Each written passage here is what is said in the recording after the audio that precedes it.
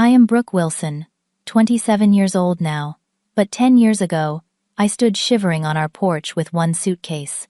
My mother Diane smirked, "You will be back begging in a month."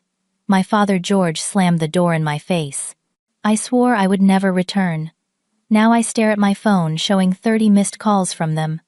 The tables have completely turned. They need me now desperately. If you are watching this right now, drop a comment, letting me know where you are from, and subscribe to hear how I went from homeless teen to the one person my parents now desperately need. Growing up in our middle-class suburban home in Michigan, I never imagined I would one day be thrown out like yesterday's garbage. Our house was the picture of normalcy from the outside. White picket fence, neatly trimmed lawn, and even a golden retriever named Max. But behind closed doors things were very different. My mother Diane was what people might politely call particular. In reality, she was controlling to the point of suffocation. Everything in our home had its place, including me. Her perfectionism extended beyond household organization into every aspect of my life. My clothes were selected for appropriate appearance. My friends were scrutinized for their family backgrounds, and my grades were expected to be nothing short of perfect. Brooke, anything less than straight, as is simply unacceptable for a Wilson, she would say, examining my report card with hawk-like precision. The Wilsons are destined for medical careers. That has always been our legacy. My father George was physically present, but emotionally absent. A successful accountant who spent most evenings buried in paperwork, he rarely contradicted my mother. When conflicts arose, he would briefly look up from his documents, mutter something about listening to your mother, and disappear back into his world of numbers. His default position was to defer to my mother in all matters regarding my upbringing. Our household rules were strict and non-negotiable. I had to be home by 8:30 on school nights, 9:30 on weekends. My clothing had to be respectable, nothing too bright, too tight, or too expressive. My friends needed to be from good families, meaning academically focused, and from the right socio-economic background. Even my bedroom, supposedly my personal space, was subject to weekly inspections. From an early age, I had shown artistic talent. I would spend hours sketching landscapes, designing characters, and painting whenever I could find the time between study sessions. These moments of creative expression were my only escape from the pressure cooker environment of our home. "Art is a nice hobby," Brooke, my mother, would say dismissively, "but it is not a career path. You need to focus on science and mathematics if you are going to get into a good medical program." The only person who ever encouraged my artistic passion was my grandmother, Eleanor. Mom's mother, ironically, was nothing like her daughter. Grandma Eleanor had been an art teacher before retirement, and she recognized something in my early drawings that others missed. "You have a gift, sweetheart," she would whisper, during our private sketching sessions in her cozy living room. "Do not let anyone tell you to bury it." Grandma Eleanor was my refuge. Every Saturday, I would bike the 3 miles to her small bungalow, where we would spend hours painting, looking through art books, and talking about famous artists. She taught me techniques, bought me quality supplies my parents would never approve of, and most importantly, validated my passion. "Your heart speaks through your brush, Brooke," she told me once. "Some people spend their whole lives searching for their voice. You have already found yours." When I turned 15, my small acts of rebellion began. I stayed out 15 minutes past curfew. I wore brighter colors. I befriended Allison, whose parents were divorced, an automatic disqualification in my mother's rulebook. Each infraction earned me longer lectures and stricter monitoring. Then, when I was 16, Grandma Eleanor passed away after a brief battle with pneumonia. I was devastated. I had lost not only my grandmother, but my ally, my confidant, and the only adult who seemed to truly see me. At the reading of her will, I received a shock. Grandma Eleanor had left me her extensive collection of art supplies and $2,000 in a separate account marked, "For Brooke's art education." My mother was furious, seeing it as her mother undermining her authority from beyond the grave. The tension at home escalated after Grandma's death. Without my weekly escape to her house, I felt trapped. The arguments with my mother grew more frequent and intense. My father retreated further into his work, occasionally emerging to deliver statements like, "Your attitude is making your mother upset, Brooke." Then came the college application season of my junior year. My parents had already planned my applications to 5 prestigious universities with strong pre-med programs. I nodded along in their presence, but secretly began researching art schools. Using the computer at Allison's house, I filled out applications to 3 art programs, including my dream school, the Chicago Institute of Fine Arts. I worked on my portfolio in secret, often staying up until 2 in the morning after my parents had gone to bed. I used the money from Grandma Eleanor to pay the application fees, knowing my parents would never agree to sign the checks. The deception lasted 4 months, until one afternoon when my mother came home early from her charity committee meeting. I had forgotten to clear the browser history after checking the status of my art school applications on our home computer. The browser was still open to the Chicago Institute of Fine Arts admissions page when she sat down to check her email. "What is this?" she demanded, her voice deadly quiet, as I walked through the door from school. I froze in the entryway, my backpack suddenly feeling like it weighed 100 pounds. "I asked you a question, Brooke. What is this website doing on our computer?" I applied to some art schools, I admitted, deciding in that moment that I was tired of hiding. "You did what?" Her voice rose sharply. "Without discussing it with us. Without our permission. Without our signatures." Grandma Eleanor left me money for art education. I used that for the application fees. My mother's face contorted with rage. "Your grandmother had no right to interfere with our family decisions. This is absolutely unacceptable."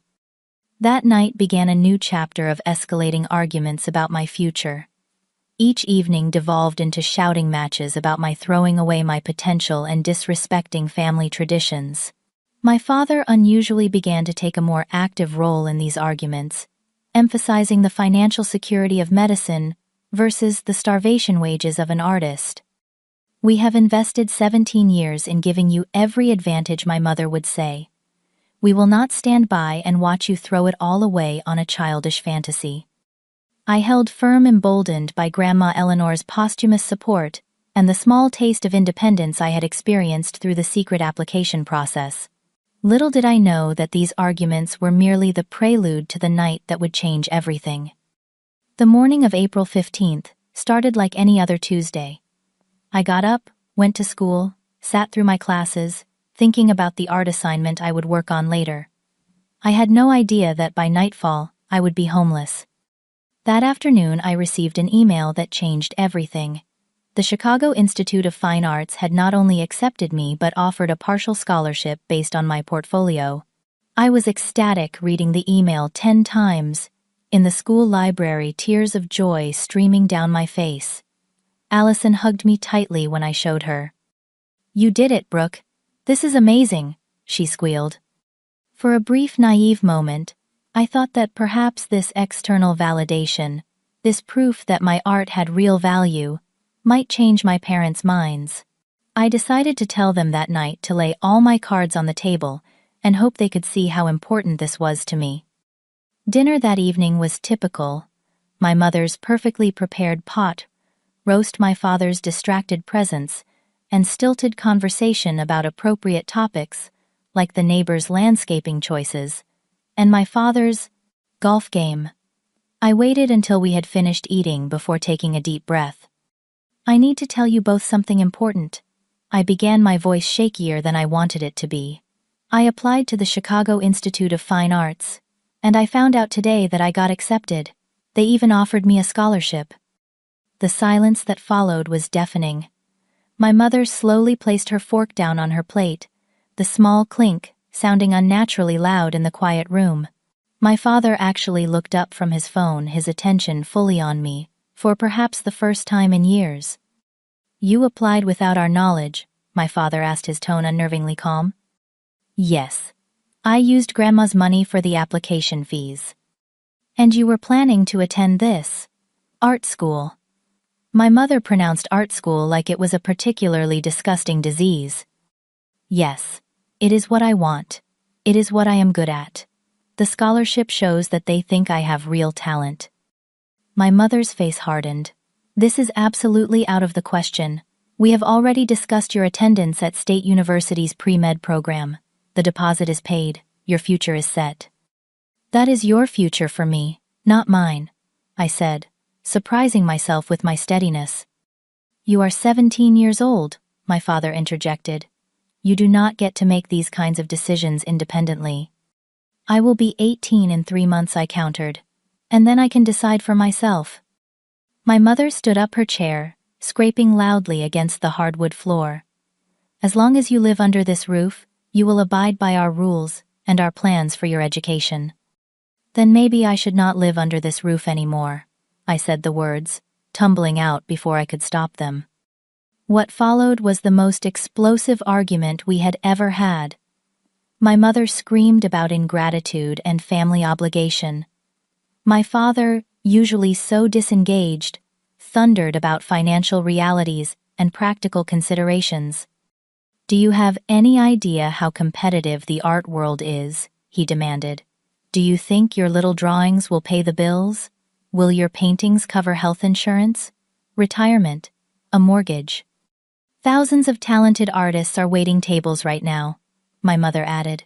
Is that what you want for yourself? To throw away a guaranteed successful career for a pipe dream? It is not a pipe dream if it is what I love, I argued. I do not want to be a doctor. I have never wanted that. That is your dream, not mine. After everything we have sacrificed for you, my mother hissed, this is how you repay us, with disrespect and delusion. The argument spiraled, growing more personal and vicious with each exchange. Words were said that could never be taken back. My mother called me selfish, ungrateful, delusional. My father said I was throwing my life away, that I would end up a failure. Then came the ultimatum. This ends now, my mother said, her voice suddenly cold and controlled. You have 2 choices. You will commit to the pre-med program we have selected, give up this art school nonsense, and abide by our rules. Or you can leave.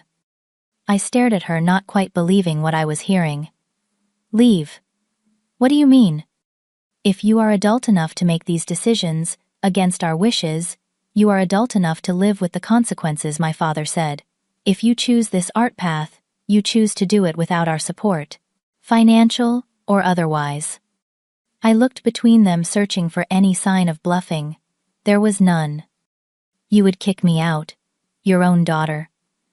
My voice had become small, childlike. We would be acknowledging your choice to leave the path we have set for you, my mother clarified, as if this semantic difference mattered. Fine, I whispered, then louder. Fine, I choose art. I choose my own path. Then you choose to do it somewhere else, my father said flatly. My mother's face showed no emotion. You have 30 minutes to pack what you need. Anything you leave behind we will consider abandoned. I stood frozen, unable to process what was happening. Then the reality crashed over me, and I ran upstairs to my bedroom.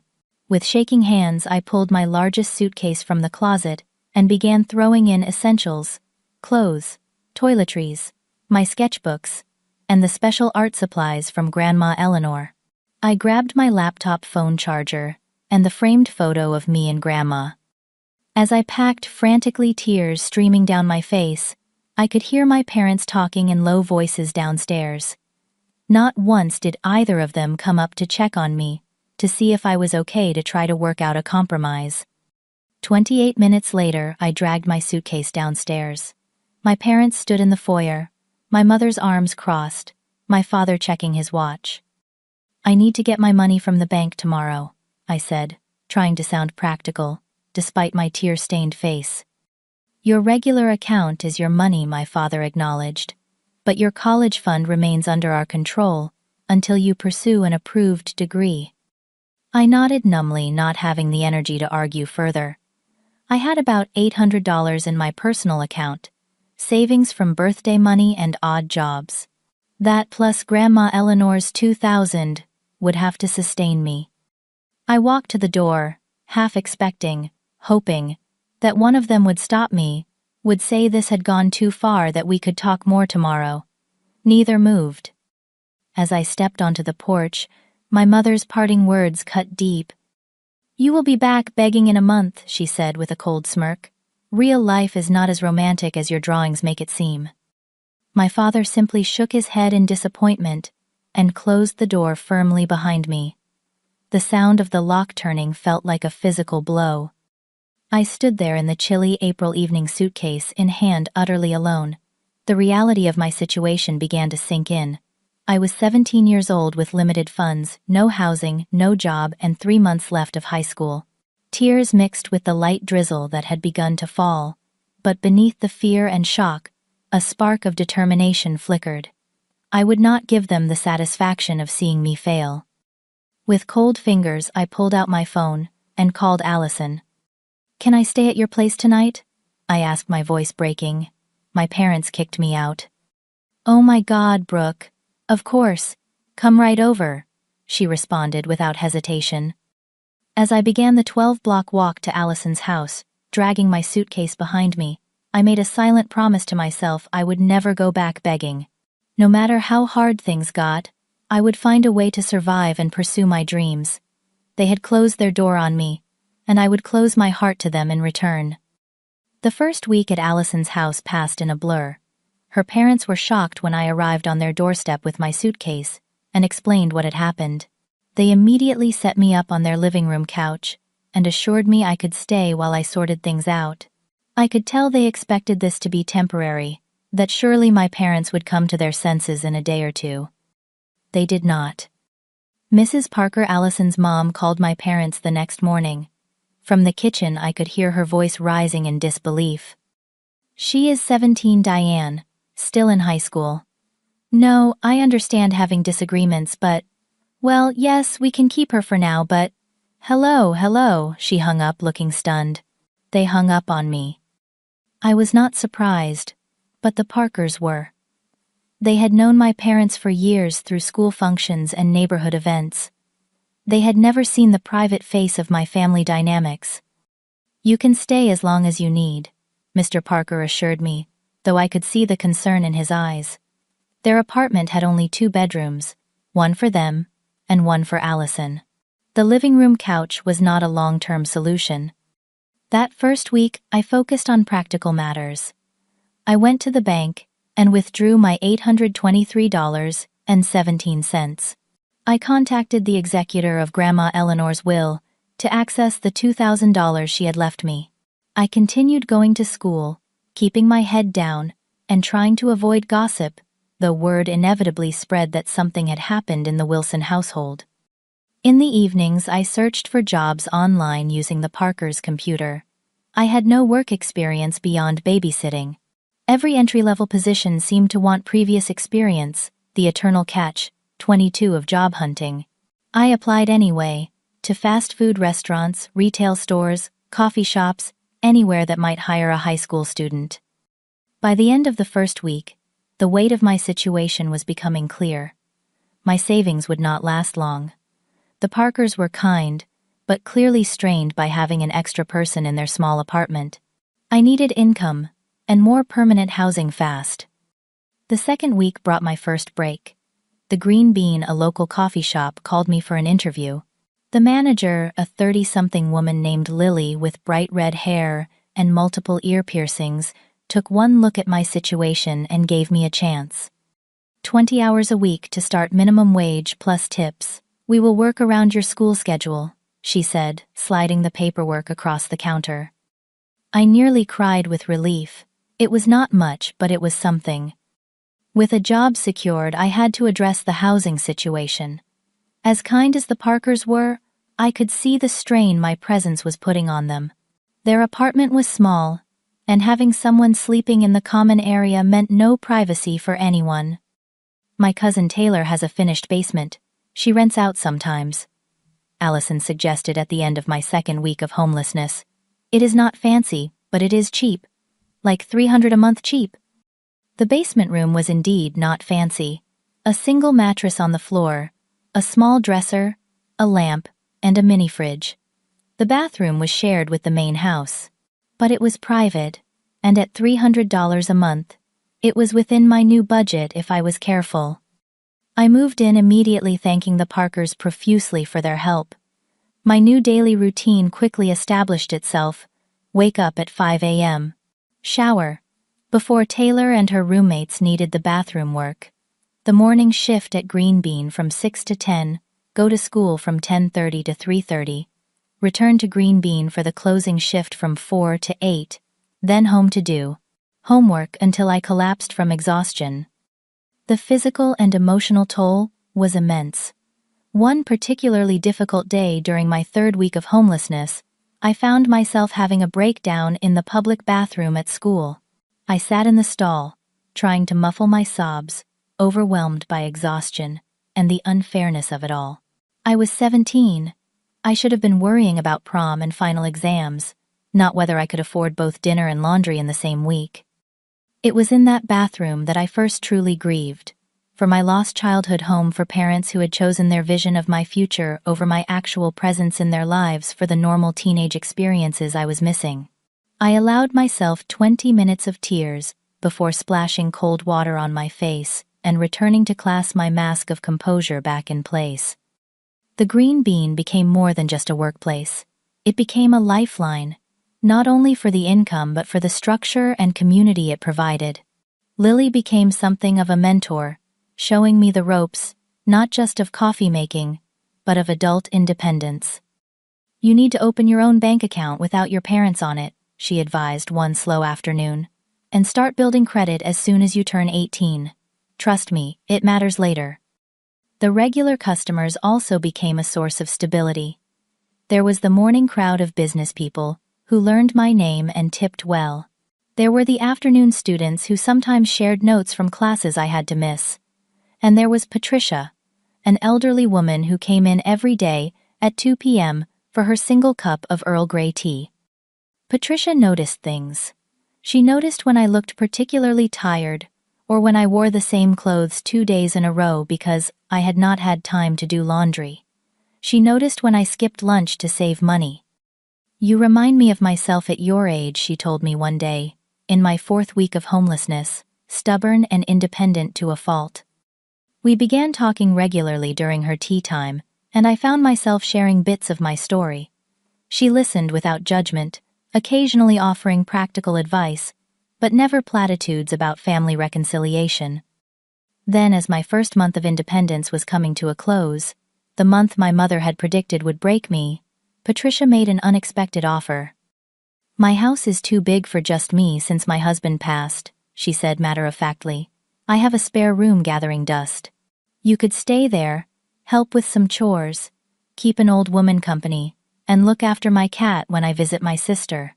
No rent, just household contribution. I stared at her speechless. Why would you do that for me? You barely know me.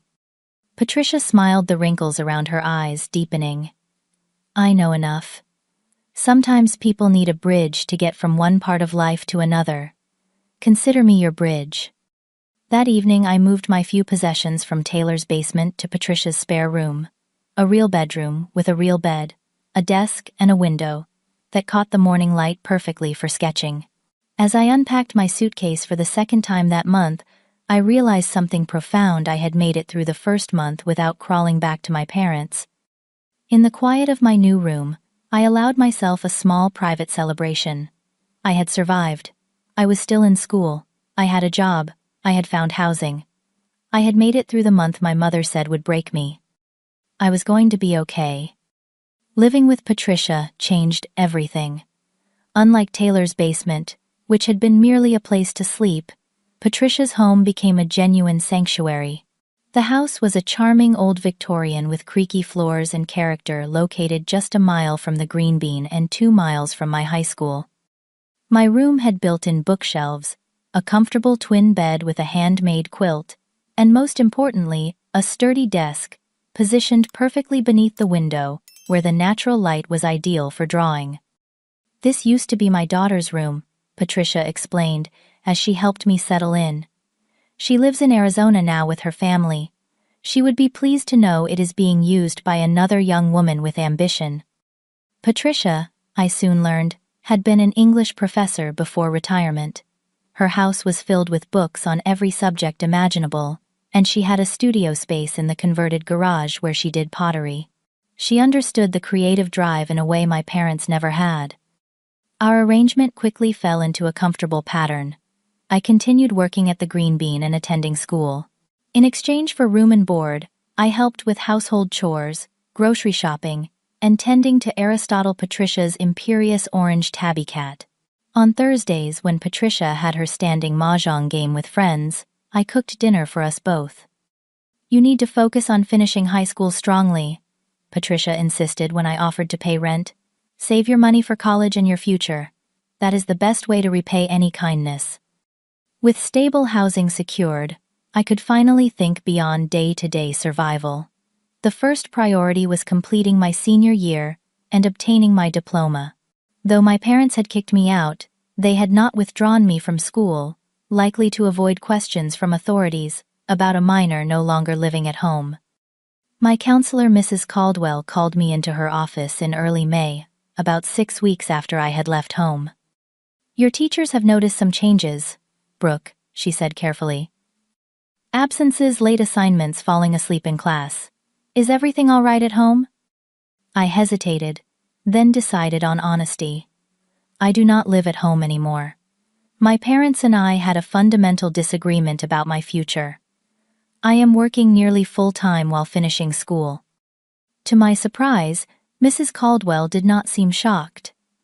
"I suspected something had happened. Your mother canceled your college planning session last month, and was quite vague about the reasons."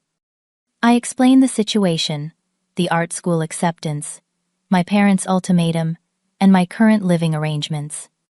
"That cannot have been easy," she said, when I finished. "But you are handling it with remarkable maturity. Let us talk about how to get you through these final weeks successfully."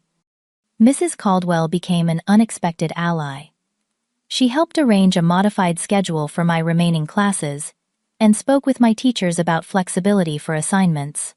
She also introduced me to resources I had not known existed. "The Chicago Institute has offered you a partial scholarship, but you will need additional financial aid," she explained, pulling out forms for independent student status. "Normally, students under 24 need parental information, but there are exceptions for unusual circumstances. Yours definitely qualifies."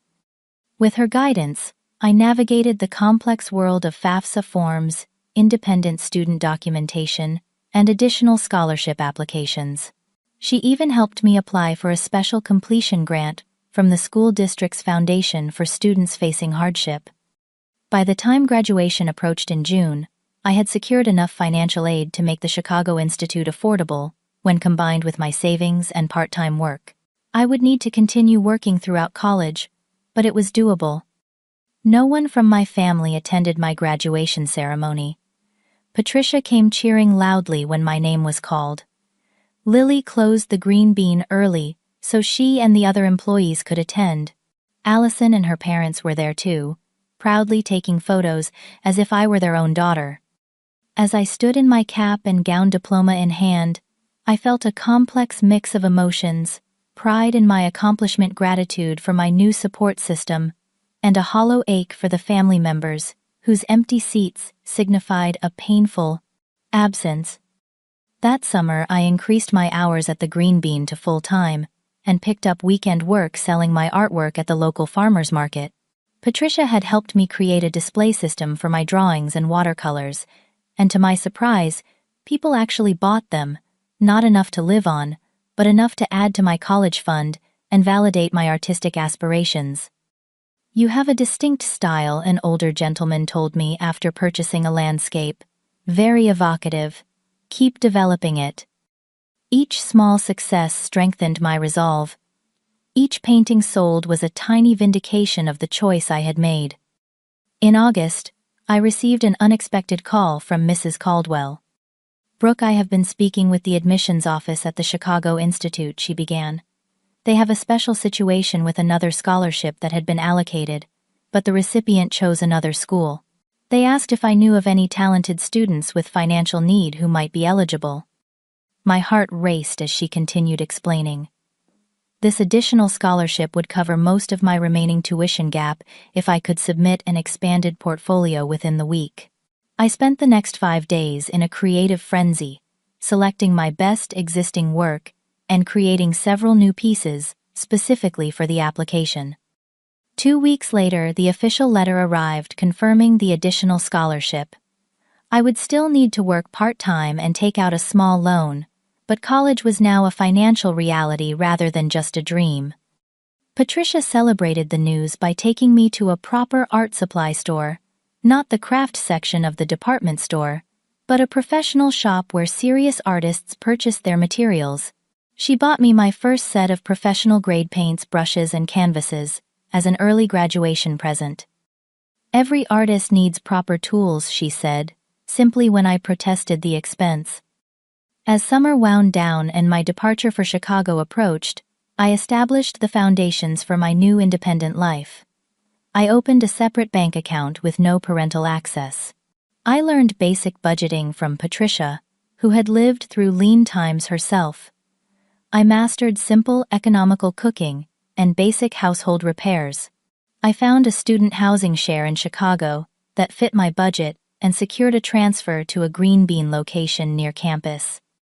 "You are building your life from scratch," Patricia observed one evening as we shared dinner on her back porch.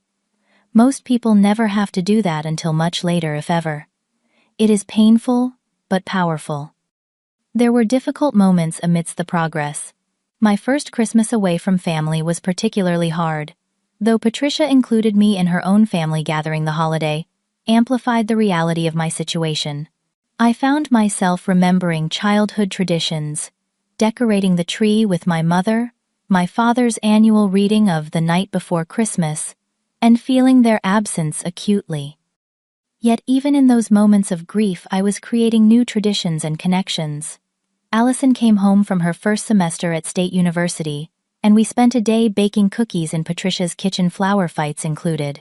The Green Bean staff held a potluck family dinner for employees without local family.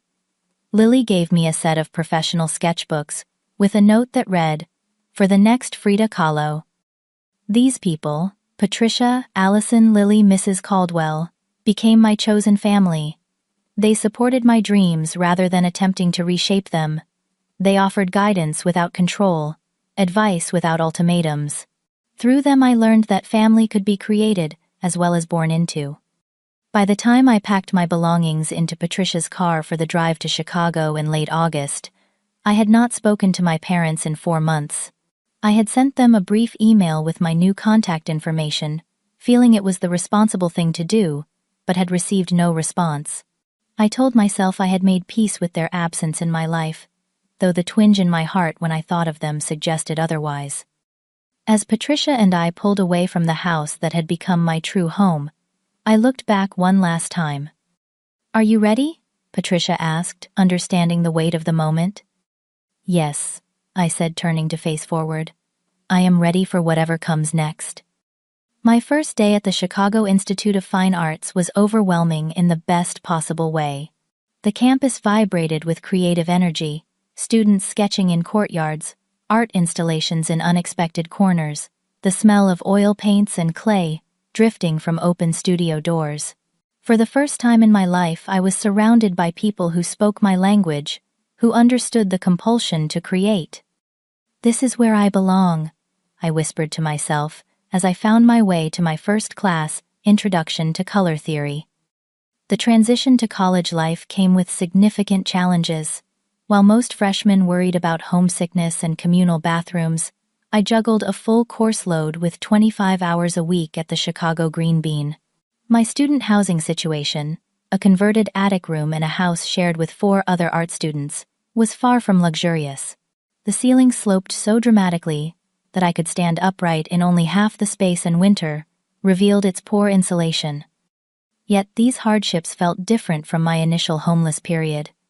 They were challenges on a path I had chosen, stepping stones rather than stumbling blocks. My first semester grades reflected my determination, straight as despite my work schedule. My foundation drawing professor Dr. Winters took particular interest in my work. "Your technical skills are excellent," she noted during a portfolio review, "but what stands out is the emotional authenticity in your compositions. There is a maturity here that is unusual in freshman work." I did not tell her that this maturity had been hard-won through premature independence. Instead, I channeled those experiences into my art. My mid-year project, a series of interior spaces rendered in stark contrast between light and shadow, won the department's Emerging Artist Award. By my sophomore year, I had established a reputation as both talented and tenacious. I rarely participated in the social aspects of college life, parties, football games, impromptu road trips, but I was respected for my dedication. While classmates complained about early morning classes, I had already been up for hours working the opening shift at Green Bean before arriving travel mug in hand. It was during my sophomore year that I met Michael. He was a junior studying photography, and we met when he came into Green Bean every morning for 3 weeks straight, always ordering the same thing: large black coffee, no room for cream, and leaving an oversized tip. "You know that tip could buy you something more interesting than plain black coffee," I finally said one quiet morning. He smiled, his blue eyes crinkling at the corners. "The coffee is just an excuse to see the interesting barista." Our relationship developed slowly. Both of us were serious about our art and our education, neither willing to let romance derail our goals. We studied together in the library, critiqued each other's work honestly, and supported each other's artistic development. Weekend dates consisted of gallery openings and museum exhibitions where we could discuss technique and composition. For the first time, I experienced what a healthy relationship could be: and supportive, without being controlling, close, without being suffocating. Michael became not just my boyfriend, but my best friend and creative collaborator. In my junior year, everything accelerated. I secured a coveted internship at Meridian Design, a boutique graphic design agency in downtown Chicago. The position was unpaid, which meant adding another part-time job as a university art lab monitor to my already packed schedule, but the experience was invaluable. "You have a natural eye for commercial application, Marion," the creative director told me during my mid-internship review. "You understand how to make art functional, without sacrificing its soul." The internship led to occasional paid freelance projects and logo designs for small businesses, layout work for local publications, which supplemented my coffee shop income. For the first time since leaving home, I began to have a small financial cushion beyond immediate necessities. Meanwhile, my personal artwork was evolving. My junior thesis project, a multimedia series exploring concepts of home and belonging, received recognition beyond campus when it was selected for inclusion in a citywide Emerging Artists exhibition. My graduation from the Chicago Institute approached without any communication from my parents. I had sent them a formal announcement, more out of a sense of closure than expectation, but received no response. Patricia drove up for the ceremony, as did Allison, who had just completed her own degree in education. Michael's family, who had virtually adopted me during holidays, filled an entire row of seats, cheering loudly when I crossed the stage. As I stood with my diploma scanning the audience out of habit for faces that I knew would not be there, I realized that the ache had dulled. The absence of my parents was a fact rather than a fresh wound. I had built a life they had no part in, achieved success. They had never witnessed become a person they would not recognize. My professional life gained momentum immediately after graduation. Marion from Meridian Design offered me a full-time position as a junior designer with benefits, a significant step up from barista work. My first real adult job came with a salary that, while modest by industry standards, felt like untold wealth after years of careful budgeting.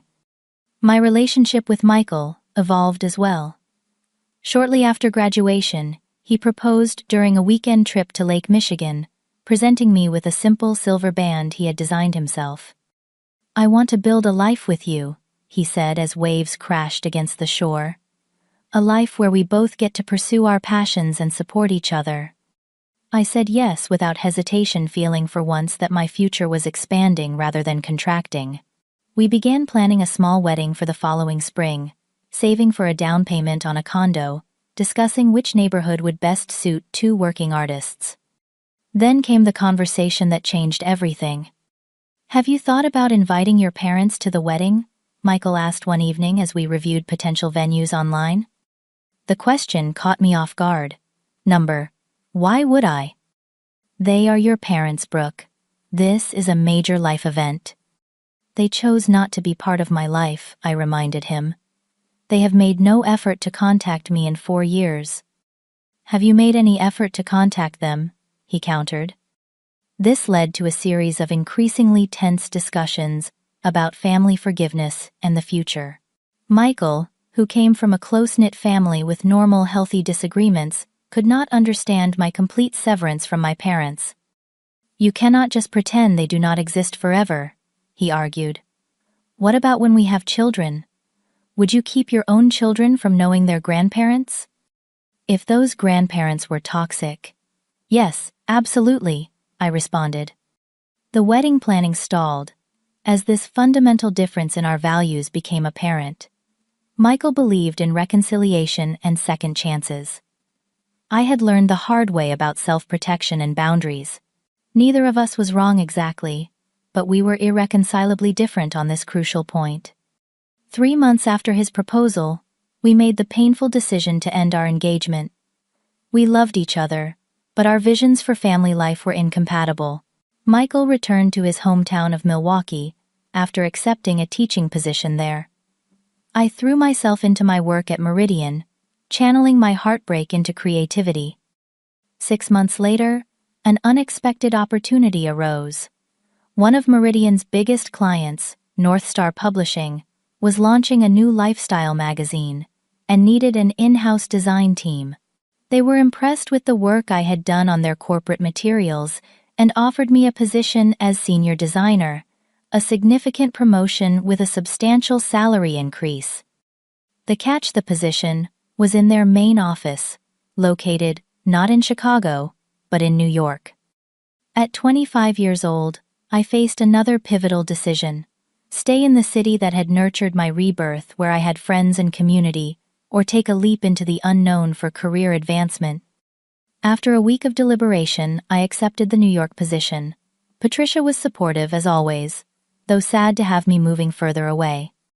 "Life expands through brave choices," she said during our goodbye dinner. "You have never shied away from those." My first year in New York was both exhilarating and isolating. The pace and pressure of the publishing world were intense, but I thrived under the creative challenges.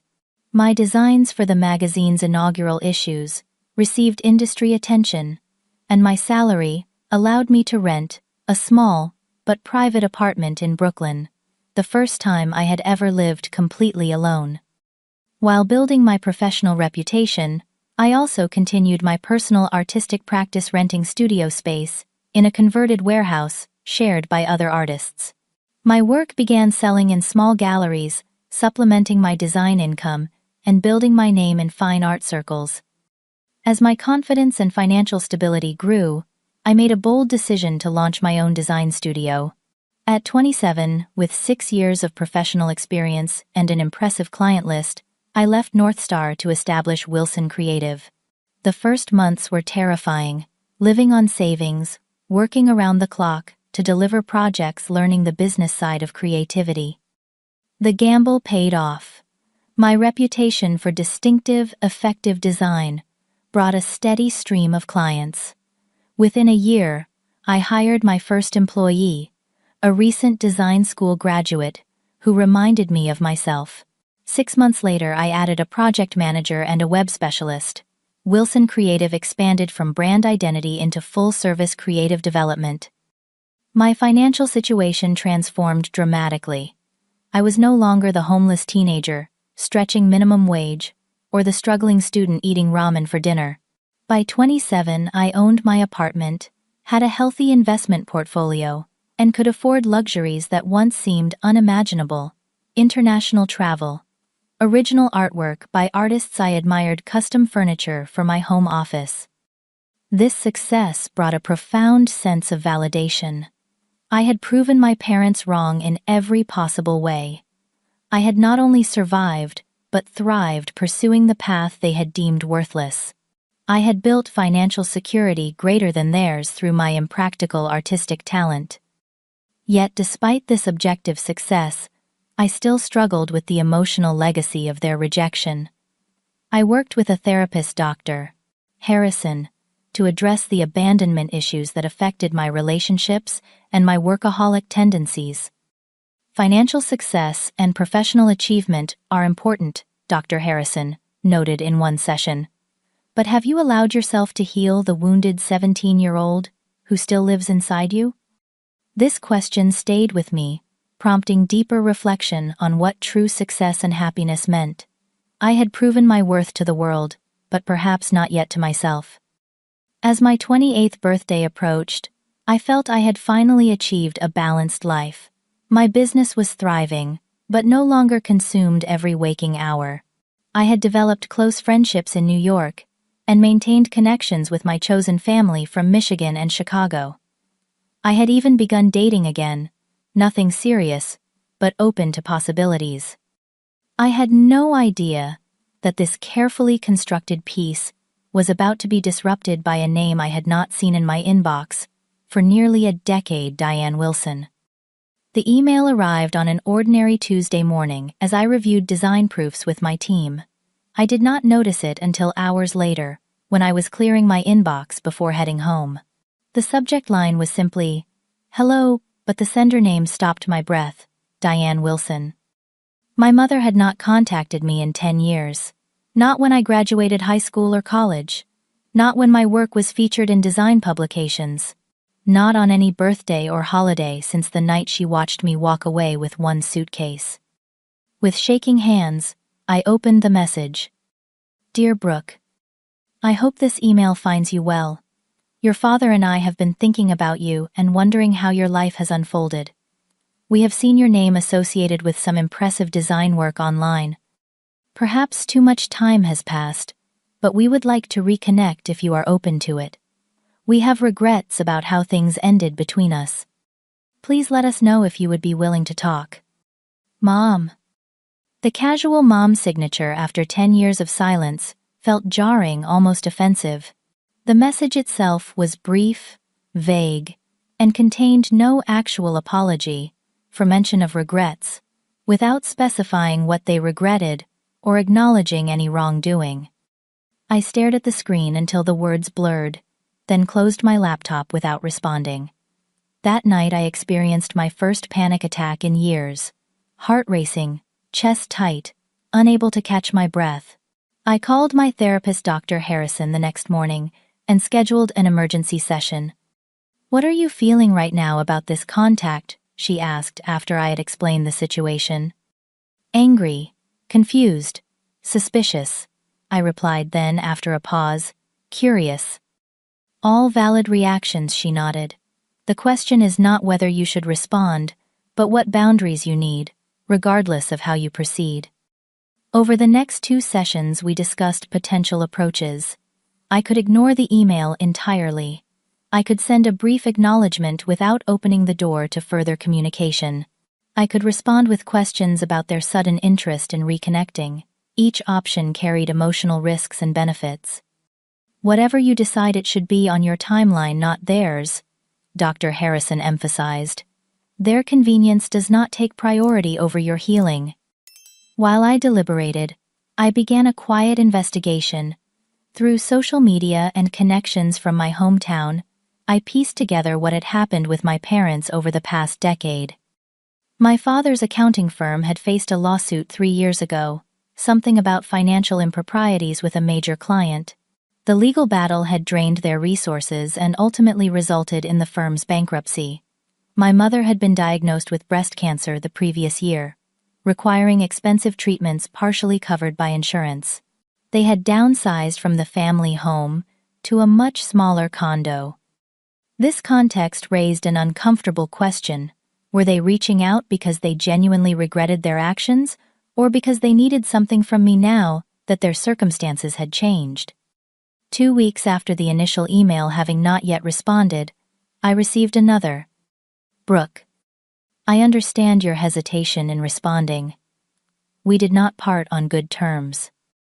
Your father has had some business difficulties, and I have had health challenges. It has given us perspective on what truly matters in life. Family matters. We would very much like to hear from you. Mom. Again, the message stopped short of a genuine apology or acknowledgement of the harm they had caused. The mention of their difficulties now seemed strategic rather than coincidental. I drafted several responses but sent none of them. Each attempt felt either too vulnerable or too harsh. Instead, I focused on protecting my peace and consulting trusted allies. Patricia, now in her 70s, but sharp as ever, offered her wisdom during our weekly phone call. People rarely change fundamentally, she said.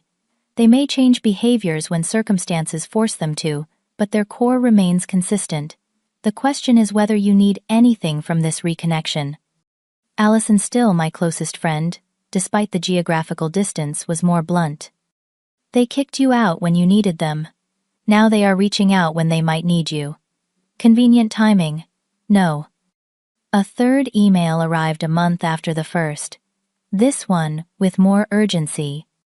Brooke, please acknowledge that you are receiving these messages. We are your parents, and we are concerned. We have important matters to discuss. Family matters that cannot be resolved without communication. Please call us at your earliest convenience. Mom and Dad. The addition of Dad to the signature and the increasingly entitled tone triggered my deepest insecurities. For a brief, terrible moment, I felt 17 again, powerless, desperate, afraid. Then I remembered who I was, now a successful business owner, financially independent, surrounded by people who genuinely cared about me. I finally sent a brief, controlled response. I have received your emails. I am not ready for phone communication. If you have specific matters to discuss, you may explain them in writing, and I will consider whether I wish to engage further. Their reply came within hours. We would prefer to discuss these matters in person or by phone. Some things are too complicated for email. Could we perhaps visit you in New York? The suggestion that they would enter my hard-won safe space sent another wave of anxiety through me. I declined the visit firmly, but asked again what specific family matters required discussion. What followed was a series of increasingly transparent communications. My mother's cancer treatments had depleted their savings. My father's bankruptcy had left them with significant debt. They were struggling to afford their mortgage payments on the condo. They needed family support during this difficult time. The financial motivation behind their sudden desire to reconnect became undeniable.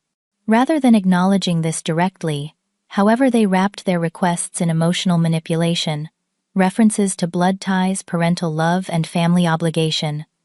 The situation escalated when my cousin Emily called me unexpectedly. I hate getting involved, she began uncomfortably, but Aunt Diane asked me to reach out. They are in really bad shape financially, Brooke. The medical bills are overwhelming them, and Uncle George cannot find decent work at his age after the bankruptcy scandal. Did they ask you to tell me they need money? I asked directly. Emily's silence was answer enough. They should have the courage to ask me themselves instead of triangulating through family, I said. More relatives began contacting me. An aunt, another cousin, even my father's brother, whom I had barely known growing up. Each conversation followed the same pattern: expressions of how wonderful it was to reconnect, followed by casual mentions of my parents' difficulties and what a blessing it would be if I could help out the family. The pressure intensified when my parents began calling my personal phone multiple times daily. I had never given them this number, which meant they had obtained it through family members or possibly hired someone to find it. I let the calls go to voicemail, but the frequency became harassing. After 2 weeks of this escalation, I consulted a lawyer about my options. She advised me on potential steps from a formal cease and desist letter to blocking their numbers and documenting the pattern of contact if I needed to pursue legal protection. Before we go that route, she suggested you might want to have one clear conversation establishing boundaries. Sometimes, people need explicit statements of limits. I decided to listen to one voicemail, hoping it might provide clarity. My father's voice, older and more strained than I remembered, filled my ear. "Brooke, this is your father. We need to speak with you urgently. Your mother's medical treatments are not fully covered by insurance, and we are facing potential foreclosure on the condo. We have exhausted all other options. We need your help. We are your parents regardless of past disagreements. Please call us back."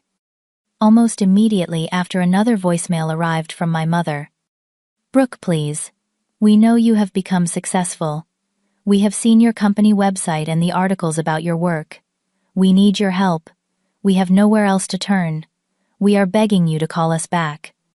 The word begging struck me with particular force. 10 years earlier, my mother had smirked that I would be back begging in a month. Now the roles were completely reversed. I sat with this realization for several days, processing the complex emotions it triggered. There was a certain vindication in the role reversal, but it brought no joy. Instead, I felt a deep sadness for the relationship that could have been, for the support that should have flowed both ways in a healthy family. After consultation with Dr. Harrison, I made my decision. I would meet with my parents once, in a neutral location, with clear boundaries established in advance. Not to reconcile, but to address the situation directly and establish permanent boundaries. The meeting was scheduled for the following month, when I would be in Michigan visiting Patricia. I would give them one opportunity to speak their piece, and I would respond on my terms. Whatever happened, I would walk away with closure rather than open wounds. As I prepared for this meeting, I felt not the desperate longing of an abandoned child, but the steady resolve of a woman who had built herself from the ground up, a woman who could face her past without being consumed by it. The cafe I chose for our meeting was deliberately public, a place where voices would need to stay measured, where dramatic scenes would be constrained by social convention. I arrived 30 minutes early, selecting a corner table with a clear view of the entrance and exit. My therapist had suggested bringing a grounding object, so I wore the silver bracelet Patricia had given me when I left for college, a tangible reminder of the family I had chosen. When they walked through the door, I almost did not recognize them. 10 years had aged my parents dramatically. My father's confident posture had collapsed into a slight stoop. His hair, once dark and full, was now thin and completely gray. My mother had lost weight, her face gaunt beneath carefully applied makeup. The cancer treatments had left her with a short silver pixie cut instead of the shoulder-length brown hair I remembered. They spotted me immediately moving toward my table, with an eagerness that made me instinctively straighten my spine. I had decided not to stand when they arrived, a small but deliberate choice to maintain my physical space. "Brooke," my mother breathed, reaching toward me before stopping herself when I did not extend my hand. "You look wonderful." "Very professional," my father added, taking in my tailored blazer and the portfolio I had deliberately placed on the table, a visual reminder of the successful career they had once dismissed. "Please sit," I said, gesturing to the chairs across from me. No hugs, no pretense of familial warmth. An awkward silence fell as they settled themselves. I waited, having decided in advance not to initiate the conversation they had so insistently requested. "Thank you for agreeing to meet with us," my mother finally began. "It means a lot." I nodded, but remained silent. "You have done very well for yourself," my father said, attempting a smile. "We have read about your design firm. Quite impressive." "Yes," I acknowledged. "It is." Another silence stretched between us. I could see them struggling with the reality that I was not going to make this easy. I was not going to fall into the daughter role they remembered where I worked, to smooth over uncomfortable moments. "We owe you an apology," my mother said suddenly, her voice catching. "What we did was wrong. Kicking you out, cutting you off completely. It was wrong." It was the first genuine acknowledgement I had heard from either of them. I studied her face, searching for sincerity beyond the convenient timing. "Why now?" I asked directly. "It has been 10 years. Why the sudden realization?"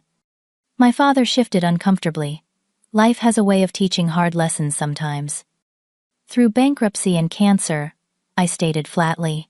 "Not through the homeless teenager you created." They both flinched at my bluntness. "We know you have every right to be angry," my mother said, tears forming in her eyes. "We failed you as parents. I was too controlling, too fixated on a specific path for you. Your father was too passive, too unwilling to stand up to me. We both regret it deeply." "When did this regret begin?" "Exactly?"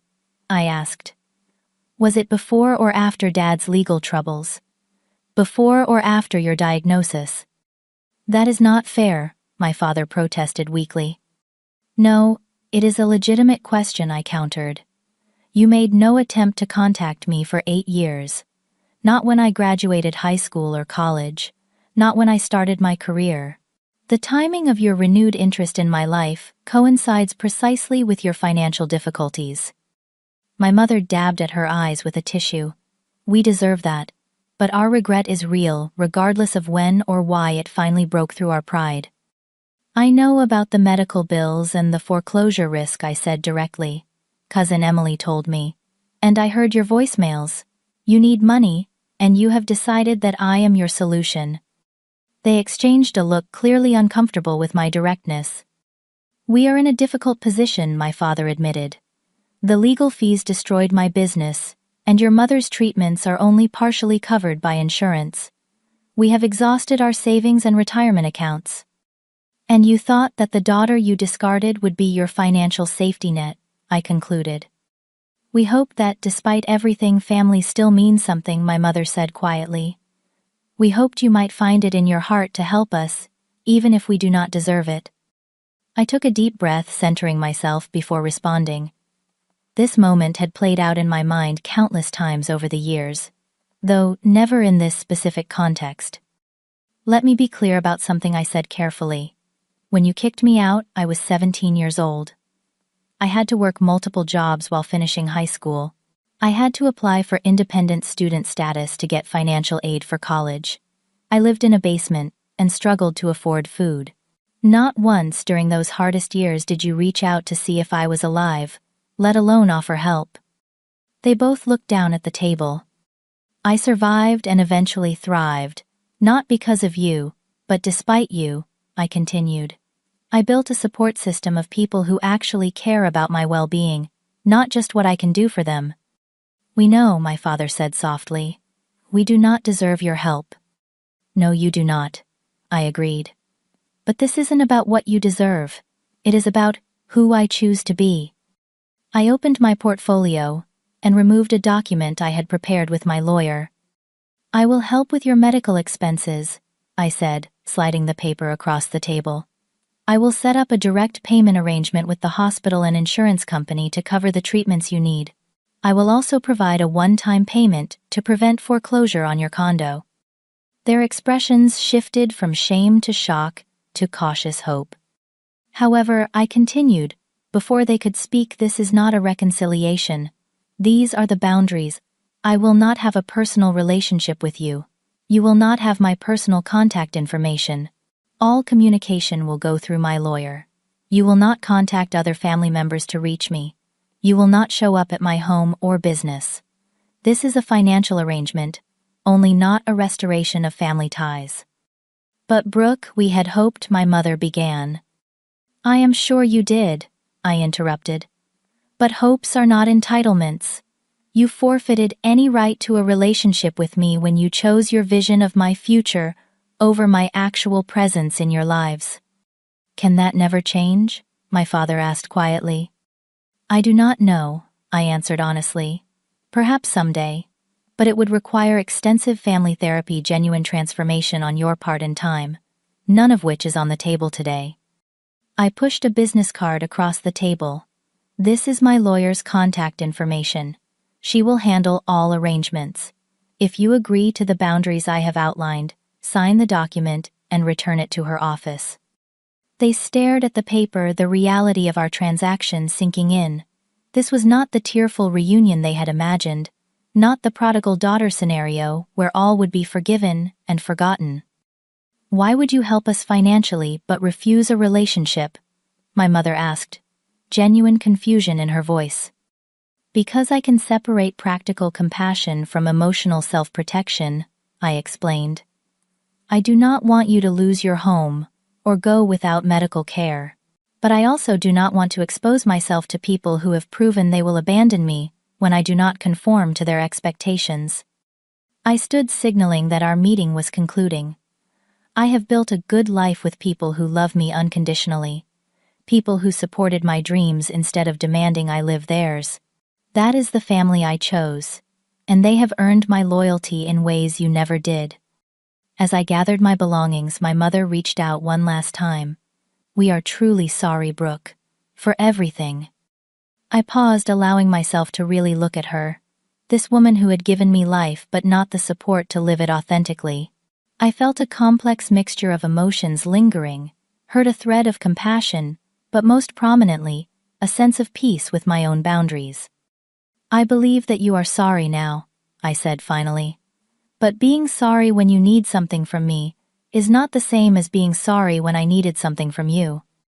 With that, I walked out of the cafe and into the bright afternoon sunlight, feeling lighter than I had in years. The conversation had not gone as they hoped, but it had given me something invaluable: closure on my own terms. In the months that followed, I honored my commitment to help with their financial situation while maintaining my emotional boundaries. My lawyer handled all interactions, providing me with only necessary updates. My parents signed the agreement, accepting the limitations I had set.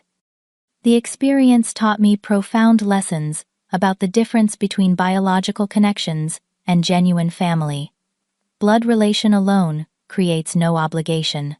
True family is built on mutual respect, consistent support, and the freedom to be authentically yourself.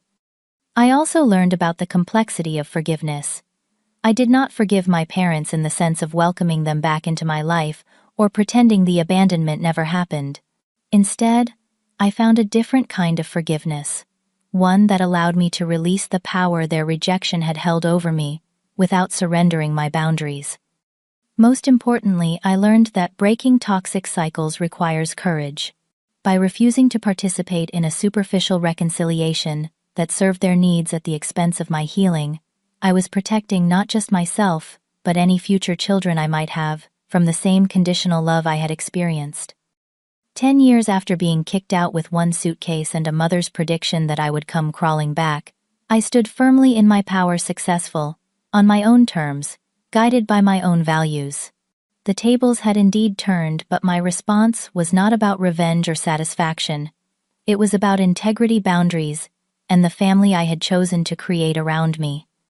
Patricia, who had been waiting at her house for me after the meeting, listened to my account with quiet pride. "You know," she said, pouring us both tea, "when you first arrived at my door, with that suitcase, I worried about your future. Not because I doubted your abilities, but because the world can be cruel to young people without support. I never imagined you would become not just successful but wise." Her words touched me deeply. "I had good teachers," I replied, reaching for her hand. "People who showed me what real support looks like." "So, what about you? Have you ever had to set boundaries with family members who only reached out when they needed something? Do you believe biological ties create automatic obligations, or do relationships need to be earned through consistent support?" Leave a comment below, sharing your thoughts. If this story resonated with you, please like, subscribe, and share it with someone who might need to hear that it is okay to protect your peace even from family. Thank you for listening to my journey from homeless teen to empowered adult, and remember, the family that matters most is often the one you choose for yourself.